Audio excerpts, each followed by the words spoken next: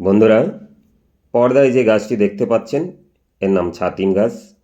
Blackboard tree হচ্ছে এর ইংরেজি নাম। ইন্ডিয়ান ডেভিলস ট্রি বলেও ডাকা হয় একে। কেউ কেউ একে আঞ্চলিক শয়তান গাছ নামেও ডেকে থাকেন। এর দুধের মতন রস বিষাক্ত হলেও নানা রোগের ক্ষেত্রে এটি মহৌষধের কাজ করে। এর বাংলা নাম ছাতিম, সংস্কৃত ও হিন্দিতে একে বলে সপ্তপর্ণা বা সপ্তপর্ণী। এর সরু ডালে একত্রে 7টি করে পাতা থাকে বলে একে সপ্তপর্ণ বা সপ্তপর্ণী বলে ডাকা হয়। এর বিজ্ঞানসম্মত নাম অ্যালস্টোনিয়া স্কোলারিস। এই স্কোলারিস কথাটি এসেছে স্কলার কথা থেকে।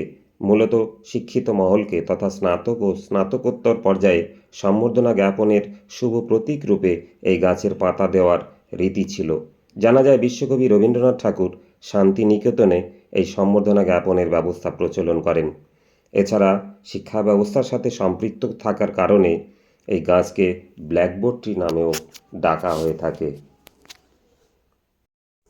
এই গাছের মূল, কাণ্ডের ছাল, পাতা ও ফুল এর সবটাই ভেষজ গুণ সম্পন্ন। তবে গাছে ফুল আসার পর এর আভ্যন্তরীণ রাসায়নিক উপাদানের কিছু পরিবর্তন ঘটে।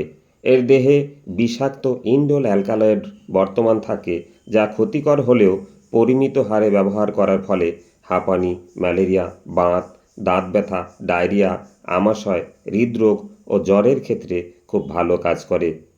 এর মূলের নির্যাস দুধসহ সেবন করলে কুষ্ঠরোগ দূরীভূত হয়। গাছের ছাল ভিজিয়ে সেই জল সেবনে যক্ষ্মা রোগ সারে এবং কৃমিরোগ দমন হয়। ফুল ফোটার সময় সেই ফুলের রেণু চোখে মুখে গেলে অনেকের ক্ষেত্রে এটি তীব্র অ্যালার্জির কারণ হতে পারে। তবে এই ফুলের রস আবার স্তনদুগ্ধ উৎপাদনে সক্ষম। এর সাদা আঠালো দুধের মতন পদার্থে থাকে স্কোলারিসিন, 19, এপিকোলারিসিন, ভ্যালেজামিন এবং পিক্রিনিন নামক বিষাক্ত রাসায়নিক উপাদান।